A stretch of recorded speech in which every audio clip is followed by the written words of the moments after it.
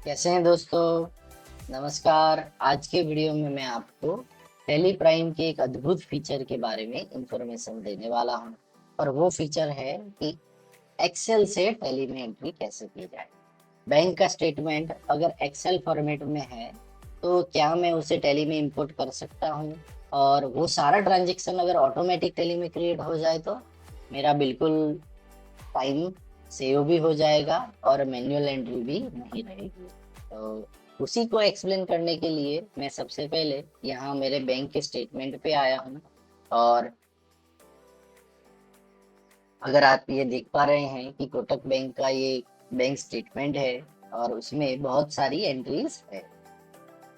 उसमें करीबन 16 जितनी ये यूपीआई की एंट्रीज है, और बैंक चार्जेस भी बहुत सारे हैं, और एक एक पार्टी का ट्रांजेक्शन भी है जो मेरी पार्टीज है जी स्क्वायर रिटेलर्स। अगर आप देख पा रहे हैं तो नरेशन में बीच में नाम आ रहा है। उसी तरह से यहाँ पर बीच में भूमि एंड बिल्डिंग है, सोगो कंप्यूटर्स है। तो ये सारे पार्टी के नेम भी मैं फटाफट सिलेक्ट करूँ या फिर वो ऑटोमेटिक आ जाए, वैसा कुछ है क्या? लेट्स सी, वो अभी टैली में दिखते हैं।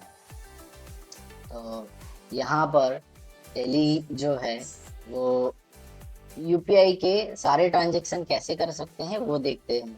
तो इंपोर्ट पे क्लिक किया, सबसे पहले तो वो एक्सेल को मुझे टैली में लेके आना पड़ेगा। तो कोटक की एक्सेल को मैं सिलेक्ट करके एंटर पे क्लिक करता हूँ। तो ये एक्सेल जो है उसमें जितने भी ट्रांजेक्शन है, मान लो यहाँ पर जो जो ट्रांजेक्शन है वो विद इन 1-2 सेकेंड इंपोर्ट हो गए हैं। और 38 ट्रांजेक्शन जो है टोटल इंपोर्ट हुए हैं। उसमें इंपोर्ट बटन पर क्लिक करेंगे तो न्यू एंट्रीज कितनी हुई? 38, क्योंकि कोई एंट्री मैंने की ही नहीं थी बैंक में। अभी अनरिकंसाइल्ड ट्रांजेक्शन पे मैं एंटर करूंगा और यहाँ पर सारे ट्रांजेक्शन मुझे दिख रहे हैं। इसमें सबसे पहले अप्लाई फिल्टर क्लिक करूंगा और यूपीआई टाइप करूंगा, क्योंकि यूपीआई के जितने भी ट्रांजेक्शन है वो कैश सेल्स में मुझे डालने हैं। तो यहाँ पर मैंने क्रिएट पे क्लिक किया, कॉमन लेजर में सिलेक्ट करूंगा। सभी में एक ही नाम आने वाला है तो कैश सेल्स में एंटर करूंगा। और जो यूपीआई से ट्रांजेक्शन करने वाले वॉकिंग कस्टमर थे उनके सारे transaction with in 1 click 16 transaction optional voucher में पहुंच चुके हैं। एक बार मुझे ये मौका देता है कि क्रॉस चेक कर लूं कि ये ट्रांजेक्शन जो हुए हैं वो बराबर है कि नहीं। इसमें date, amount, bank account, narration, instrument number, सारी डिटेल ये फैच कर लेता है। अभी मान लो सारे के ट्रांजेक्शन मुझे रिकनसाइल करने हैं तो यस किया और ऑप्शनल से रेगुलर किया। सेम वे में अभी यहाँ पर बैंक चार्जेस दिख रहे हैं बहुत सारे, तो मैं फिल्टर पे क्लिक करके चार्जेस लिखूंगा, एंटर करूंगा। बैंक चार्जेस के ये सारे ट्रांजेक्शन आ गए। और इसका टोटल अगर हम देखें तो राइट हैंड साइड थोड़ा मूव करते हैं और ये टोटल 969 का है, बहुत कम है। 969 के टोटल में हम मल्टी कंसोलिडेटेड वाउचर करेंगे यहाँ पर। और कंसोलिडेटेड वाउचर जैसे ही मैंने बैंक चार्जेस सिलेक्ट किया तो 969 सारा अमाउंट जो है ऑटोमेटिक आ गया।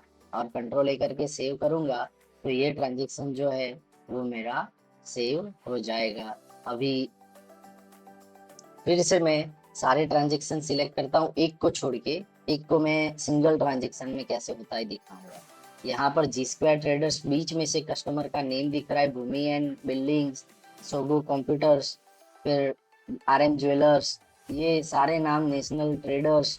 तो ये सब नाम मैं सिलेक्ट क्विकली कर सकता हूँ, पार्टी मेरे में ऑलरेडी क्रिएटेड है। एंट्री करना एकदम इजी पीजी है। अभी यस किया, सारे के सारे ट्रांजेक्शन ऑप्शनल आए, रेगुलर कर दिए। तो अभी देखो ओनली एक ट्रांजेक्शन बचा है और उसको भी मैं क्रिएट पे क्लिक करूंगा तो एक ट्रांजेक्शन में मुझे मैन्युअल एंट्री जैसे करते हैं वैसा आ जाएगा। इसमें डेट, अमाउंट, नरेशन और इंस्ट्रूमेंट नंबर मुझे सिलेक्ट करना नहीं पड़ेगा।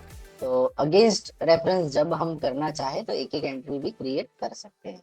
तो अभी रिकनसाइल ट्रांजेक्शन को देखने के लिए व्यू रिकनसाइल पे क्लिक किया और अक्टूबर वाली एंट्री पे चले गए। तो मेरी सारी एंट्रीज जो है यहाँ पर रिकनसाइल्ड होके दिख रही है।